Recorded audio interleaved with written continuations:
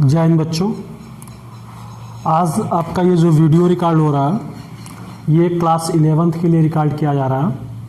मतलब कह सकते हैं आपको आज हम बताएंगे कुछ छोटी छोटी चीज़ें ऑर्गेनिक केमिस्ट्री के अबाउट, और वो चीज़ें आप चाहे 9th में हो, चाहे 10th में हो, 11th में हो, 12th में हो, आप सभी के लिए आवश्यक है उन चीज़ों को जानना केमिस्ट्री पढ़ने के लिए। और ये जो चैनल का मतलब आज एक नए चैनल का जो है शुरुआत हो रहा है। चैनल का नाम ही होगा केमिस्ट्री बाय पंकज सर। और आप वीडियो को शुरू से लेकर अंत तक देखिएगा। वीडियो आपको अच्छी लगे तो आप लाइक करिएगा। लाइक करने के साथ ही साथ आप वीडियो को शेयर करिएगा अपने दोस्तों में। और दूसरी चीज़, ये जो भी कुछ इसमें पढ़ाया जाएगा ये आपके नीट लेवल और जेईई मेंस लेवल तक पढ़ाया जाएगा। अगर आप कहीं ना कहीं जाकर के नीट की तैयारी करना चाहते थे और कोविड-19 के चक्कर में फंस गए हैं, या फिर आप जेईई की तैयारी करना चाहते थे और कोविड-19 के चक्कर में फंस गए हैं, तो आप यहाँ से इस चैनल के माध्यम से आसानी से तैयारी कर सकते हैं। तो ज़्यादा कुछ ना करते हुए हम लोग सब्जेक्ट की शुरुआत करते हैं अपने। जी, हम आपको बताना चाहेंगे आपकी जो कॉन्सेप्ट होगा, कॉन्सेप्ट यहाँ पे हम आपको ऑर्गेनिक केमिस्ट्री का कॉन्सेप्ट सिखाएंगे। और वो कॉन्सेप्ट बहुत ज़्यादा नहीं होगा, बहुत थोड़ा सा होगा, लेकिन उन चीज़ों को जानना बहुत आवश्यक है, क्योंकि वो चीज़ें जब आप चैप्टर पढ़ने लगते हैं तो उन चैप्टर के बीच में वो चीज़ें आपको डिस्टर्ब करती हैं, जहाँ फिर आपको केमिस्ट्री एकदम बोरिंग लगने लगती है। तो अगर आप इन चीज़ों के बारे में सीख जाएंगे तो फिर केमिस्ट्री पढ़ना आपके लिए बहुत ही आनंददायक होगा। और आप हमारा यकीन मानिए, सबसे सरल सब्जेक्ट कोई है तो है आपका chemistry.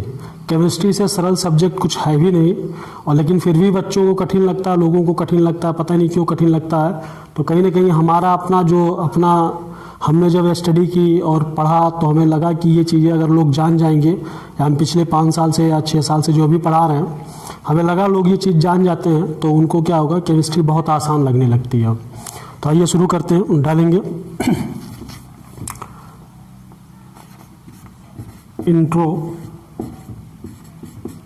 Introduction of organic chemistry.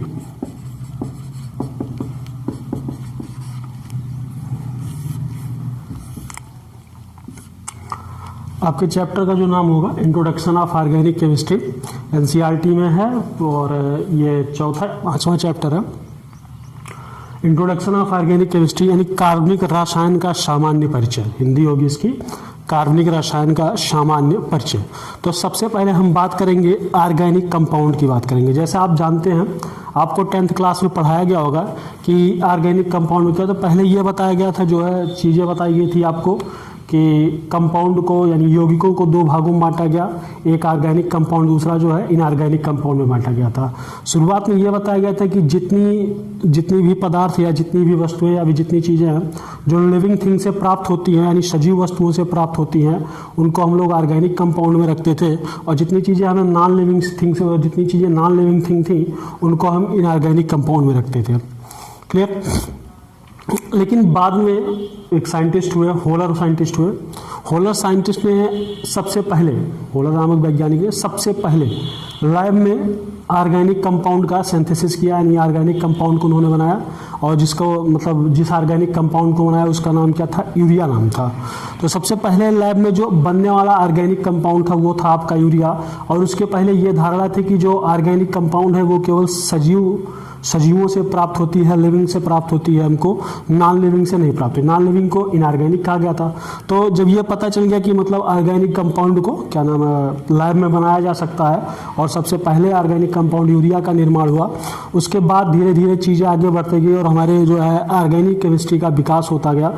तो हम सबसे पहले देखेंगे ऑर्गेनिक कंपाउंड क्या होता है।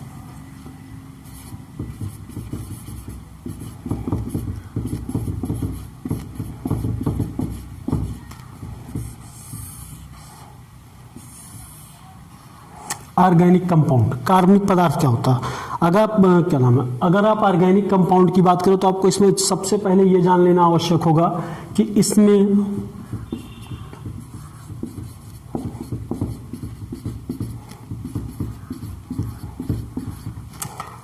मस्ट हैव कार्बन, यानी ऑर्गेनिक कंपाउंड है तो वहाँ पे कार्बन जरूर होगा, यानी ऑर्गेनिक कंपाउंड है तो कार्बन जरूर होगा। अगर कार्बन नहीं है तो आपका वह कंपाउंड क्या नहीं होगा, ऑर्गेनिक कंपाउंड नहीं होगा। अगर आपके पास जो है कार्बन उस कंपाउंड में अगर कार्बन नहीं है तो वो ऑर्गेनिक कंपाउंड नहीं है। यानी ऑर्गेनिक कंपाउंड की पहली पहचान ये है, मस्ट हैव कार्बन, कार्बन अवश्य होगा। क्या होगा, कार्बन अवश्य होगा। कार्बन के अलावा क्या हो सकता है, देखिए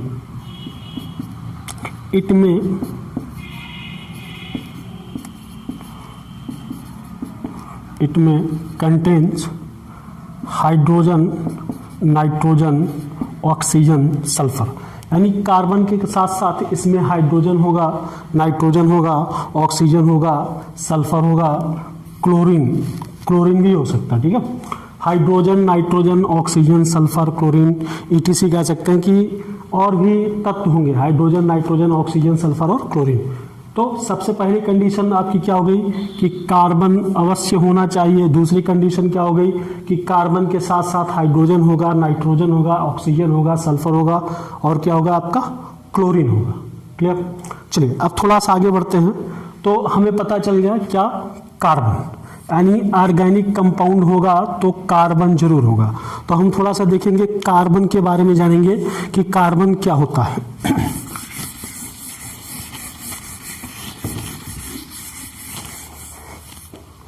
कार्बन क्या होता है,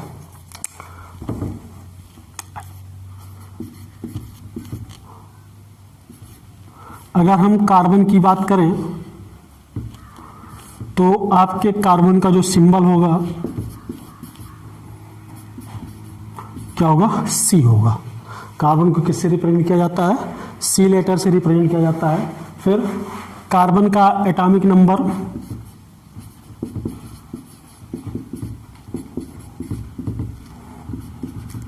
6, कार्बन का एटॉमिक वेट 12। ठीक, सिंबल क्या होगा इसका C, एटॉमिक नंबर कितना होगा 6, एटॉमिक वेट क्या होगा 12। अब हम बात करते हैं इलेक्ट्रॉनिक कॉन्फ़िगरेशन की।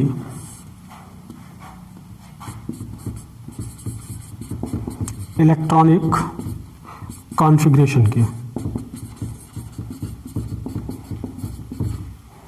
अगर इलेक्ट्रॉनिक कॉन्फ़िगरेशन हिंदी होगी इलेक्ट्रॉनिक विन्यास, इलेक्ट्रॉनिक विन्यास की बात करें तो इसको क्या होगा, इसका 2,4, या फिर हम क्या लिख सकते हैं 1s2 2s2 2p2, ये हो जाएगा इसका इलेक्ट्रॉनिक कॉन्फ़िगरेशन। अब देखिए यहाँ पे क्या है, इलेक्ट्रॉनिक कॉन्फ़िगरेशन करने पे इसके कार्बन के आउटर मोस्ट सेल में बाह्य कोश में कितने इलेक्ट्रॉन आते हैं, 4 इलेक्ट्रॉन आते हैं। अगर यहाँ पे 4 इलेक्ट्रॉन आ रहे हैं तो हम कह सकते हैं कि इन इलेक्ट्रॉनों को हम वैलेंस इलेक्ट्रॉन कहते हैं। हिंदी होगी आपकी संयोजी इलेक्ट्रॉन, यानी कार्बन ये 4 इलेक्ट्रॉन क्या कहलाएंगे, वैलेंस इलेक्ट्रॉन कहलाएंगे, संयोजी इलेक्ट्रॉन कहलाएंगे। अब अगर हम बात करें इसके वैलेंसी की बात करते हैं, किसके, कार्बन के वैलेंसी की। तो कार्बन के वैलेंसी की बात करें तो कार्बन की वैलेंसी कितनी होती है, 4 होती है। कार्बन की वैलेंसी कितनी हो जाएगी, 4 हो जाएगी। ठीक, इतनी चीजें आप देख लीजिए एक बार।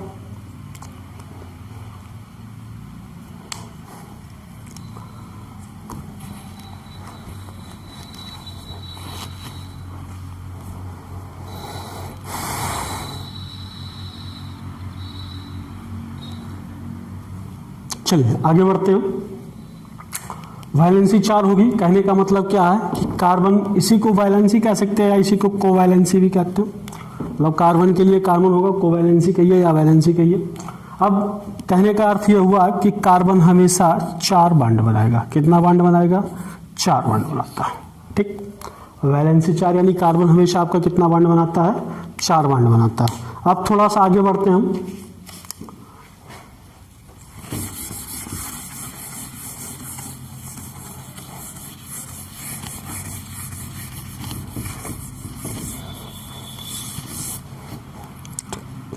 हम बात करते हैं कैटिनेशन प्रॉपर्टी की।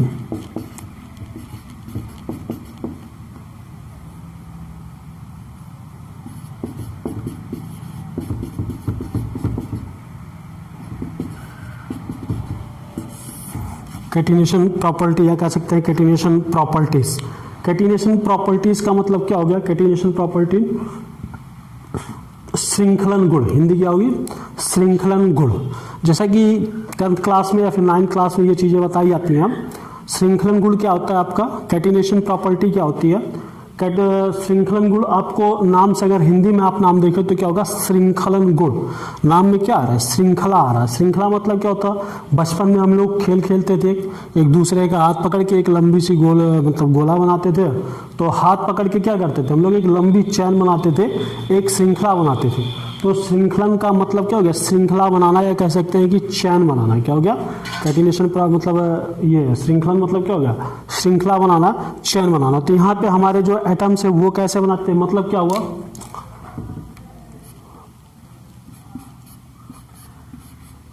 Self linking like atom. ठीक, सेल्फ लिंकिंग लाइक एटम, यानी एक क्या? सेल्फ लिंकिंग मतलब खुद जुड़ना, लाइक एटम अपने ही जैसे परमाणु से, यानी कोई एटम अपने ही एटम से स्वयं जुड़ जा रहा है तो गुण क्या कहलाएगा? उसका कैटिनेशन प्रॉपर्टी कहलाएगा, श्रृंखलन गुण कहलाएगा। जैसे आपको अगर ऑर्गेनिक कंपाउंड और इनऑर्गेनिक कंपाउंड में डिफरेंस बताया जाए तो वहाँ पे यह बताया जाता है ऑर्गेनिक कंपाउंड और इनऑर्गेनिक कंपाउंड के डिफरेंस में कि ऑर्गेनिक कंपाउंड की संख्या बहुत ज़्यादा होती है जबकि इनऑर्गेनिक कंपाउंड की संख्या बहुत कम होती है। ठीक, मतलब ऑर्गेनिक कंपाउंड की तुलना में कम होती है।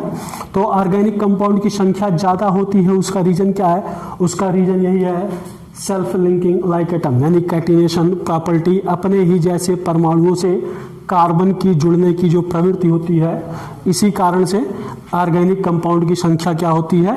ज़्यादा होती है। यानी कार्बन अपने ही एटम से जुड़ता हुआ चला जाता है और इस वजह से मतलब कैटिनेशन ऑर्गेनिक कंपाउंड की संख्या क्या होती है? ज़्यादा होती है। ठीक, अब आगे बढ़ते हैं, थोड़ा सा और देखते हैं। तो ऐसे कौन कौन से एटम हैं? ठीक है, ऐसे कौन कौन से एटम हैं जो खुद से जुड़ जाते हैं? तो उसके लिए सिंपल सा है आपका carbon, silicon, sulphur, phosphorus, carbon, silicon, sulphur, phosphorus, nitrogen, oxygen और टेल्वियम। ठीक है, carbon, silicon, sulphur, phosphorus, nitrogen, oxygen और टेल्वियम, 3 3 6 एक साथ टोटल 7 एटम हैं जो क्या करते हैं? कैटिनेशन प्रॉपर्टी शो करते हैं। क्या शो करते हैं? कैटिनेशन प्रॉपर्टी शो करते हैं। कितने एटम है ये? 7 एटम। अब इसमें कैटिनेशन प्रॉपर्टी की आर्डर क्या होगी? सबसे ज्यादा कैटिनेशन प्रॉपर्टी किसकी होती है? सबसे ज्यादा कैटिनेशन प्रॉपर्टी यहाँ पे कार्बन की होती है, कार्बन से कम सिलिकॉन की होती है, सिलिकॉन से कम सल्फर की होती है, सल्फर से कम फास्फोरस, फास्फोरस से कम नाइट्रोजन, नाइट्रोजन से कम ऑक्सीजन और ऑक्सीजन से कम किसकी? टी की होती है। ठीक, ये होता है किसका आर्डर हो गया? ये आर्डर ऑफ सीपी। क्या लिख सकते हैं? आर्डर ऑफ सी। ठीक, कैटिनेशन प्रॉपर्टी का यह आर्डर हो गया। इस मतलब यहाँ सबसे ज्यादा कैटिनेशन प्रॉपर्टी किसकी? कार्बन। तो कार्बन की कैटिनेशन प्रॉपर्टी ज्यादा होती है जिसकी वजह से क्या होता है? ऑर्गेनिक कंपाउंड मतलब ऑर्गेनिक कंपाउंड की संख्या ज्यादा होती है। ठीक, एक बार देख लीजिए, नोट कर लीजिए कॉपी में इसको।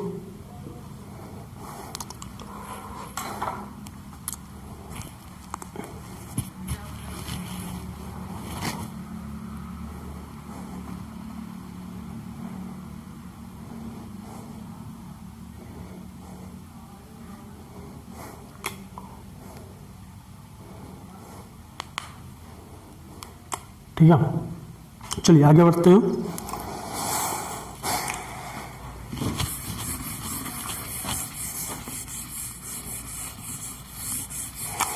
कार्बन की कैटिनेशन प्रॉपर्टी होती है, अगर आपसे पूछ लिया जाए रीजन कि ऐसा क्यों होता है कि कार्बन की कैटिनेशन प्रॉपर्टी सबसे ज्यादा होती है, तो कारण क्या होगा? ठीक है, कारण होगा due to high bond energy या इसी को क्या लिख सकते हैं? Bond strength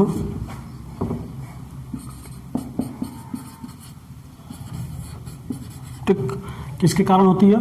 due to high bond energy, oblique करके लिखा हुआ है बॉन्ड स्ट्रेंथ, मतलब किसके? Due to high bond energy या बॉन्ड स्ट्रेंथ, बॉन्ड एनर्जी के बहुत ज़्यादा या बॉन्ड स्ट्रेंथ के बहुत ज़्यादा होने के कारण किसमें? ऑफ कार्बन कार्बन बॉन्ड, ठीक है।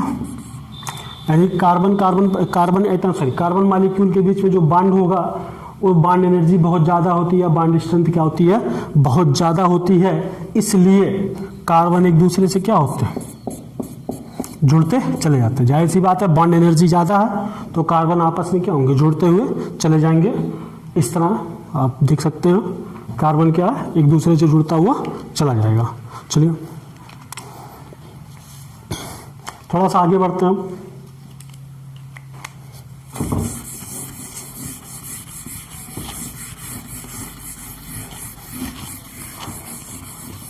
अब हम बात करते हैं कार्बन के बॉन्ड, मतलब कार्बन बॉन्ड कैसे बनाता है।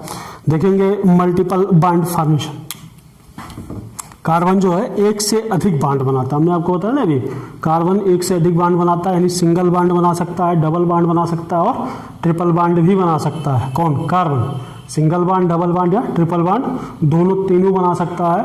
तो अगली हेडिंग जो हमारी होगी वो होगी मल्टीपल बॉन्ड फॉर्मेशन, ठीक।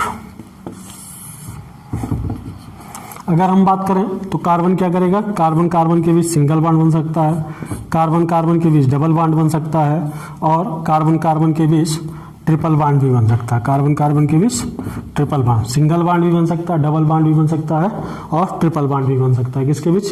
कार्बन के बीच, ठीक। अच्छा, ऐसा रीजन क्या होता है कि कार्बन जो है सिंगल बॉन्ड, डबल बॉन्ड और ट्रिपल बॉन्ड बनाता है? कारण क्या होता है?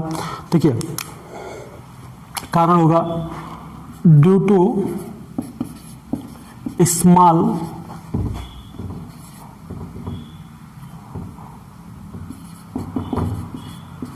साइज ऑफ एटम, ठीक।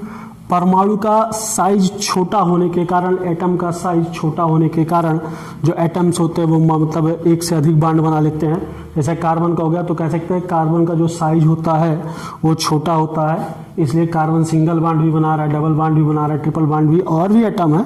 हमें नहीं कह रहे केवल कार्बन ही बनाता है सिंगल बॉन्ड और डबल बॉन्ड, ट्रिपल बॉन्ड, और भी एटम बनाते हैं, सिंगल बॉन्ड बनाते हैं, डबल बॉन्ड। तो सारे एटम का रीजन एक ही होगा, क्या होगा? Due to small size of atom, परमाणुओं की साइज छोटे होने के कारण वो क्या करते हैं? एक से अधिक बॉन्ड बनाते हैं, सिंगल, डबल या ट्रिपल बॉन्ड बनाते हैं। अब वो डिपेंड करता है उनकी बैलेंसी के ऊपर, या कह सकते हैं डिपेंड करता है ऑक्टेट रूल के ऊपर कि वो कौन सा बॉन्ड बनाएंगे, सिंगल बनाएंगे कि डबल बनाएंगे कि ट्रिपल बॉन्ड बनाएंगे। बस आप यहाँ पे जानना क्या आवश्यक है आपको कि कार्बन सिंगल बॉन्ड भी बना सकता है, कार्बन डबल बॉन्ड भी बना सकता है, कार्बन ट्रिपल बॉन्ड भी बना सकता है। दूसरी चीज क्या जानना, अगर किन्हीं भी दो एटम के बीच में एक सिंगल बॉन्ड बन रहा है तो वहां पे एक सिग्मा होता है। क्या होता है? एक सिग्मा। जैसे यहाँ पे एक सिंगल बॉन्ड बन रहा है तो आप क्या लिखेंगे? यहाँ पे एक सिग्मा बॉन्ड होगा, ठीक। अगर किन्हीं भी दो एटम के बीच में डबल बॉन्ड बन रहा है तो वहां पे क्या होगा? आपका एक सिग्मा एक पाई होगा। क्या होगा?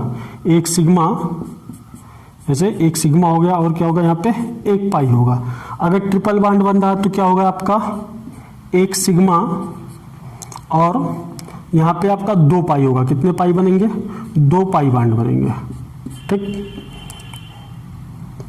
बात समझ में आ रही? यानी किन्हीं भी दो एटम के बीच में अगर एक सिंगल बॉन्ड बन रहा है तो एक सिग्मा होगा, डबल बॉन्ड बन रहा है तो एक सिग्मा एक पाई होगा, ट्रिपल बॉन्ड बन रहा है तो एक सिग्मा दो पाई होगा, ठीक है। बात समझ में आ रही होगी? एक सिग्मा क्या होगा? दो पाई होगा। अब आगे बढ़ते हैं। आगे कैसे? मतलब मान लीजिए किसी और के बीच, जैसे यानी कि कार्बन कार्बन के बीच ही बना है तभी सिग्मा पाई होगा ना। कहीं भी अगर दो एटम के बीच में सिंगल डबल बॉन्ड आ रहा है या ट्रिपल आ रहा है तो वहां पे सिग्मा और पाई क्या होंगे? जरूर होंगे। सिग्मा भी होगा और क्या होगा?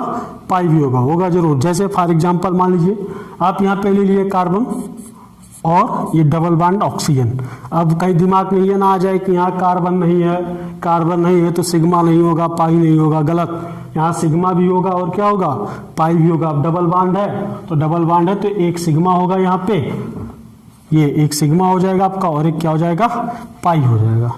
ये दिमाग में नहीं आना चाहिए कार्बन होगा तभी सिग्मा पाई होगा ना, दूसरा भी कोई एटम होगा तो वहां भी क्या होगा आपका सिग्मा और पाई होगा। जैसे साइनाइड का नाम सुने होंगे आप, CN, यह है आपका से ट्रिपल बॉन्ड N। अब अगर आप यहाँ पे देखिए कार्बन और नाइट्रोजन के बीच क्या बना हुआ, ट्रिपल बॉन्ड बना हुआ, तो दिमाग में ये नहीं आना चाहिए कि कार्बन कार्बन ट्रिपल बॉन्ड होगा तो 2 पाई 1 सिग्मा होगा ना, यहाँ भी क्या होगा 1 सिग्मा होगा और क्या होगा 2 पाई होंगे आपके, 1 सिग्मा और 2 पाई होगा। क्लियर? ठीक, यहाँ भी 1 सिग्मा और 2 पाई होगा।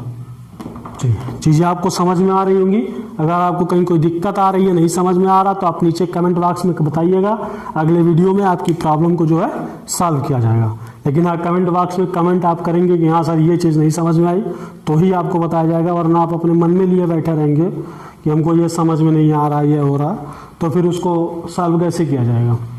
चलिए लिख लीजिए इसको कॉपी में या स्क्रीनशॉट ले लीजिए।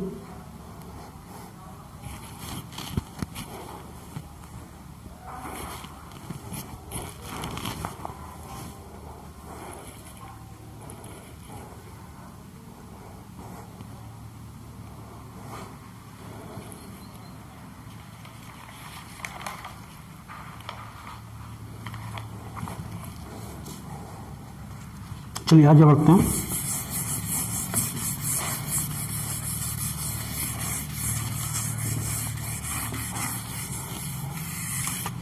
तो हमने क्या जान लिया, सिग्मा और पाई बॉन्ड, यानी कहाँ पे सिग्मा होगा कहाँ पे पाई होगा।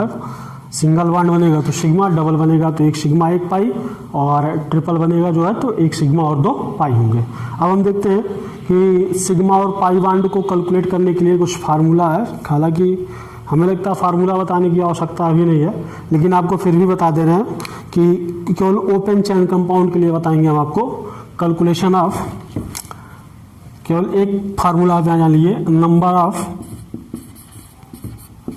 सिग्मा बॉन्ड बराबर, यानी कंपाउंड में अगर आपको सिग्मा बॉन्ड निकालना है तो आप सिग्मा बॉन्ड कैसे निकालेंगे, तो केवल यहाँ पे हम एक कंपाउंड के लिए बताएंगे, और किसके लिए बताएंगे, ओपन चेन कंपाउंड के लिए, खुली श्रृंखला यौगिक के लिए बताएंगे। बाकी चीज़ें आपको जब आवश्यकता पड़ेगी तो बताया जाएगा। यहाँ पे बताएंगे किसके लिए, ओपन चेन कंपाउंड के लिए, खुली श्रृंखला वाले यौगिक। जैसे आपको 10th क्लास में कहीं ना कहीं बताया गया होगा, खुली श्रृंखला के यौगिक, बंद श्रृंखला के यौगिक, ये सारी चीज़ें हमारे पास जब आएगा सिलेबस में तो फिर हम पढ़ेंगे। तो नंबर ऑफ सिग्मा बॉन्ड बराबर, आप इतना जानिए, number of atom, number of atom -1, क्या होगा आपका, नंबर ऑफ एटम -1। ये किसके लिए है, ये सिर्फ और सिर्फ ओपन चेन कंपाउंड के लिए है। किसके लिए है ये, ओपन चेन कंपाउंड के लिए, ठीक है, ओपन चेन के लिए, खुली श्रृंखला के लिए है, और बाकी आवश्यकता पड़ेगी तो फिर हम आपको आगे बताएंगे। किसके लिए, नंबर ऑफ एटम -1। ठीक, लिख लीजिए या स्क्रीनशॉट ले लीजिए। चलिए आगे बढ़ते हैं।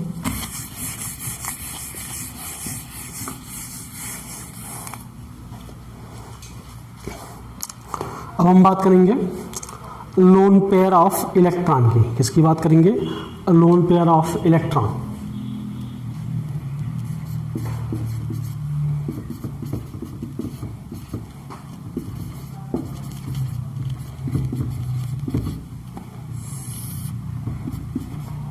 ठीक, lone pair of electron, Hindi होगी इसकी एकाकी इलेक्ट्रॉन युग्म। हिंदी क्या होगी इसकी, एकाकी इलेक्ट्रॉन युग्म। आइए देखते हैं एकाकी इलेक्ट्रॉन युग्म होता क्या है आपका।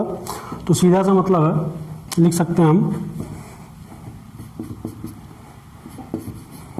Those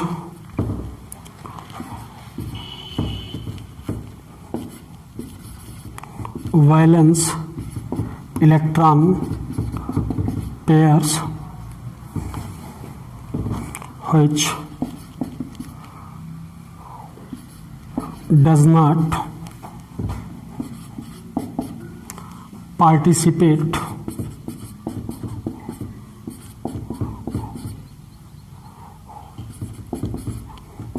in bond formation। क्या कह रहा हूँ, कह रहा those balance electron pair which does not participate in bond formation. ठीक है, बॉन्ड फॉर्मेशन लिख सकते हैं आप, बॉन्डिंग लिख सकते हैं, जो भी मन कर। Those valence electron pair which does not participate in bond formation, यानी वे वैलेंस इलेक्ट्रॉन, वे संयोजी इलेक्ट्रॉन जो बॉन्ड बनाने में या बॉन्ड फॉर्मेशन, बंध बनाने में भाग नहीं लेते हैं, पार्टिसिपेट नहीं करते हैं, उनको हम क्या कहते हैं? उनको हम लोन पेयर ऑफ इलेक्ट्रॉन बोलते हैं, एकाकी इलेक्ट्रॉन एवं बोलते हैं। क्लियर? आइए देखते हैं क्या कहेंगे। जैसे देखना क्या है, मतलब एग्जाम्पल समझते हैं। जैसे मान लीजिए आपके पास हाइड्रोजन है, ठीक, तो अगर हाइड्रोजन का एटॉमिक नंबर कितना होता है? 1 होता है हाइड्रोजन का एटॉमिक नंबर। आप इलेक्ट्रॉनिक कॉन्फ़िगरेशन करेंगे 1s1 आएगा। कितना आएगा? 1s1 आएगा। यानी हाइड्रोजन के पास आउटर मोस्ट सेल में केवल 1 इलेक्ट्रॉन आता है। कितना आता है? केवल 1 इलेक्ट्रॉन। हाइड्रोजन के आउटर मोस्ट सेल में, वाई कोश में केवल 1 इलेक्ट्रॉन होता है। और जब एक ही इलेक्ट्रॉन है तो 1 इलेक्ट्रॉन क्या करेगा? हमेशा बॉन्ड बना लेगा 1 इलेक्ट्रॉन। भाई जब हमारे पास 1 ही रुपये है तो जाहिर सी बात है हमेशा खर्च हुई होगा, बचेगा तो है नहीं कुछ। यानी जब इसके पास 1 ही इलेक्ट्रॉन है तो इसका 1 इलेक्ट्रॉन हमेशा बॉन्ड बना लेता है। यानी यहाँ पे जो लोन पेयर बचता है क्या हो जाता है? वो 0 लोन पेयर। यानी इसके पास, हाइड्रोजन के पास कभी कोई लोन पेयर नहीं आता। फिर जैसे आपके पास है नाइट्रोजन। नाइट्रोजन, अगर नाइट्रोजन की बात करें तो नाइट्रोजन का एटॉमिक नंबर कितना होता है? 7 होता है। कितना होता है? 7। आप इलेक्ट्रॉनिक कॉन्फ़िगरेशन करेंगे 2,5। कितना आएगा? 2,5। 1s2 से करेंगे तो 1s2, 2s2 और 2p3। ठीक है, कितना आएगा? 1s2, 2s2, 2p3। नाइट्रोजन के आउटर मोस्ट सेल में कितने इलेक्ट्रॉन आते हैं? 5 आते हैं। कितना आते हैं? 5। ठीक, कितने आते हैं? 5 आते हैं। अब होता क्या, नाइट्रोजन का जो ये मतलब 3 इलेक्ट्रॉन होते हैं वो हमेशा बॉन्ड फॉर्मेशन में चले जाते हैं। नाइट्रोजन का 3 इलेक्ट्रॉन लगभग हमेशा बॉन्ड फॉर्मेशन में चला जाता है। और कितने लोन पेयर बचते हैं? केवल 1 लोन पेयर बचता है आपका। कितना बचता है? 1 लोन पेयर बचता है। किसमें? नाइट्रोजन में। ठीक, हमेशा केवल 1 लोन पेयर बचता है। अभी जब आपको चैप्टर पढ़ाया जाएगा, केमिकल बॉन्डिंग वाला चैप्टर पढ़ाया जाएगा। कौन सा चैप्टर पढ़ाया जाएगा? केमिकल बॉन्डिंग वाला चैप्टर जब आपको पढ़ाया जाएगा तो वहाँ पे ये सारी चीज़ें आपको फिर से बताई जाएंगी। मतलब ये लोन पेयर ऑफ इलेक्ट्रॉन और ये कैसे बैलेंस इलेक्ट्रॉन क्या होता है, ये सारी चीज़ें आपको अभी केवल बस आपको कॉमन चीज़ें ऐसे ही बता रहे हैं जो आपको आवश्यक है उस केमिस्ट्री की शुरुआत करने के लिए। तो कितना लोन पेयर बचेगा इसके पास? 1 लोन पेयर। उसी तरह आपका मान लीजिए ऑक्सीजन है। ठीक, ऑक्सीजन की बात करें एटॉमिक नंबर कितना होता है ऑक्सीजन का? 8 होता है। कितना? सॉरी, ऑक्सीजन का एटॉमिक नंबर कितना होता है? 6 तो काफी।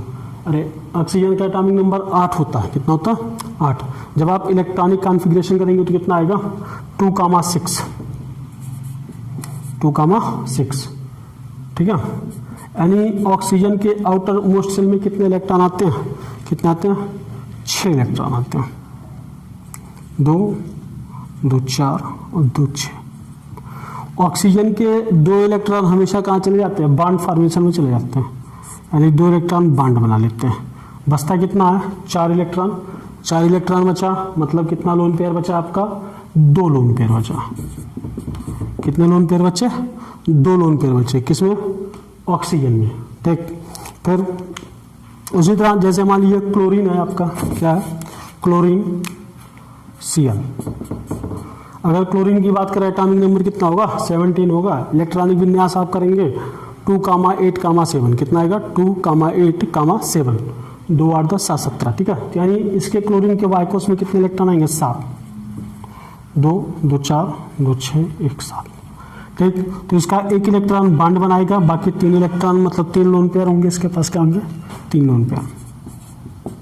ठीक है, एक्चुअल में होता क्या है, ये जो लोन पेयर ऑफ इलेक्ट्रॉन यहाँ दिखा रहे हैं आपको, ये ऑक्टेट रूल पे। ठीक है, किस पे दिखा रहे हैं आपको? लुईस और कासल के इलेक्ट्रॉनिक सिद्धांत पे आपको, मतलब वहाँ पे केमिकल बॉन्डिंग चैप्टर में बताया, आपको बताएंगे आगे, वहाँ पढ़ाया जाएगा केमिकल बॉन्डिंग वाले चैप्टर में कि ये लोन पेयर ऑफ इलेक्ट्रॉन मतलब कैसे, आपको पता है कैसे हम बता रहे कि एक इलेक्ट्रॉन केवल जा रहा है, कैसे बता रहे 2 ही इलेक्ट्रॉन बॉन्ड बनाएगा। रीज़न क्या होता है, जैसे मान लीजिए यहाँ पे ऑक्सीजन का एटॉमिक नंबर अभी हमने बताया कितना होता है आपका 8 होता है, 8 होता है। तो जब आप इलेक्ट्रॉनिक विन्यास करें तो 2,6 आया, कितना आया 6 आया। अब यहाँ पे इसको अपना अष्टक कंप्लीट करने के लिए, ऑक्टेट कंप्लीट करने के लिए सिर्फ और सिर्फ 2 इलेक्ट्रॉन की आवश्यकता है। कितने इलेक्ट्रॉन की आवश्यकता है, 2 इलेक्ट्रॉन की आवश्यकता है। अगर इसको 2 इलेक्ट्रॉन कहीं से ऑक्सीजन को मिल जाए तो इसका ऑक्टेट कंप्लीट हो जाएगा। इसलिए ऑक्सीजन का सिर्फ 2 इलेक्ट्रॉन बॉन्ड बनाता है, बाकी इलेक्ट्रॉन बॉन्ड फॉर्मेशन में पार्टिसिपेट नहीं करते हैं। इसीलिए इसके पास, ऑक्सीजन के पास कितने लोन पेयर हो गए, 2 लोन पेयर हो गए। ठीक, फिर जैसे क्लोरीन का है, क्लोरीन का एटॉमिक नंबर कितना होता है, अभी आपको पता है 17 होता है, तो 2, 8, 7। अब यहाँ पे आप देखिए इसको अपना ऑक्टेट कंप्लीट करने के लिए, अष्टक कंप्लीट करने के लिए, अष्टक मतलब होता है कि जो एटम होते हैं वो ये प्रयास करते हैं कि उनके आउटर मोस्ट सेल में बाह्य कोश में 8 इलेक्ट्रॉन आ जाए। तो जैसे यहाँ पे 7 है यहाँ पे, ठीक। अब इसको अपना ऑक्टेट कंप्लीट करने के लिए सिर्फ 1 इलेक्ट्रॉन की आवश्यकता है। इसलिए क्लोरीन का हमेशा 1 इलेक्ट्रॉन बॉन्ड बनाता है, बाकी इलेक्ट्रॉन बॉन्ड नहीं बनाते। यानी यहाँ पे कितना लोन पेयर हो गया, 3 लोन पेयर हो गया। कितना लोन पेयर हो गया, 3 लोन पेयर हो गया। ठीक है, अब उम्मीद करते हैं चीज़ें आपको समझ में आ रही होंगी। एक बार देख लीजिए, ये लोन पेयर ऑफ इलेक्ट्रॉन आपको समझ में आ गया होगा। चलिए थोड़ा सा आगे बढ़ते हैं।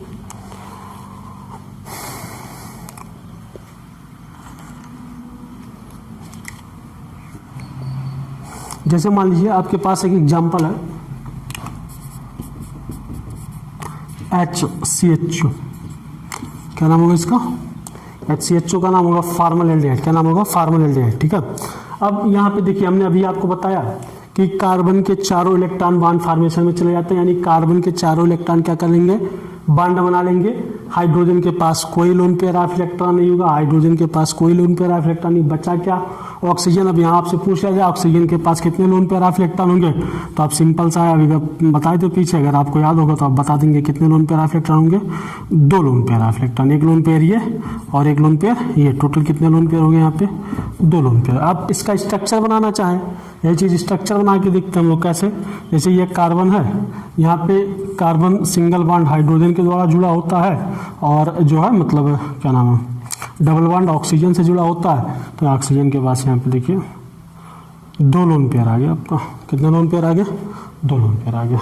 तो इस तरह लोन पेयर ऑफ इलेक्ट्रॉन हम जो है निकालते हैं, लेकिन कोई मतलब नहीं है यहाँ पे। अभी जब आपको संकरण पढ़ाया जाएगा, हाइब्रिडाइजेशन पढ़ाया जाएगा, तो फिर वहाँ पे बताया जाएगा कि लोन पेयर ऑफ इलेक्ट्रॉन की आवश्यकता क्या है। जैसे संकरण देखते हैं, हाइब्रिडाइजेशन देखा जाता है, तो number of sigma bond plus lone pair of electron पे देखते हैं। लेकिन यहाँ पे आपको हम हाइब्रिडाइजेशन पढ़ाएंगे नहीं, हम हाइब्रिडाइजेशन वही पढ़ाएंगे कहाँ पे, केमिकल बॉन्डिंग वाले चैप्टर में आपको वहीं पे हाइब्रिडाइजेशन बताएंगे। फिर वहीं पे बताएंगे कि डायरेक्ट आप लोन पेयर ऑफ इलेक्ट्रॉन बिना स्ट्रक्चर बनाए, यानी लोन पेयर ऑफ इलेक्ट्रॉन बिना स्ट्रक्चर बनाए आप कैसे निकाल सकते हैं। ये चीज़ हम आपको वहाँ पढ़ाएंगे कहाँ पे, केमिकल बॉन्डिंग चैप्टर में। ठीक, चलिए बस यही तक रखते हैं। इसके आगे फिर हम आपको कल मिलेंगे, और आप वीडियो को पूरा देखिएगा। कोई दिक्कत आए तो कोई प्रॉब्लम आए, मतलब कोई समस्या हो आपको, तो नीचे कमेंट करके बताइएगा, सर ये चीज़ समझ में नहीं है, इसको दोबारा समझा दीजिए, या फिर यहाँ पे ये दिक्कतें आ रही हैं। और वीडियो क्या नाम, चैनल को सब्सक्राइब करिएगा, लाइक करिए वीडियो को, और ज़्यादा से ज़्यादा अपने दोस्तों में शेयर करिए, ताकि सबका भला हो सके। यहाँ कोई फीस नहीं लग रही है आपकी, फ्री ऑफ कास्ट आप पढ़ना। जय हिंद।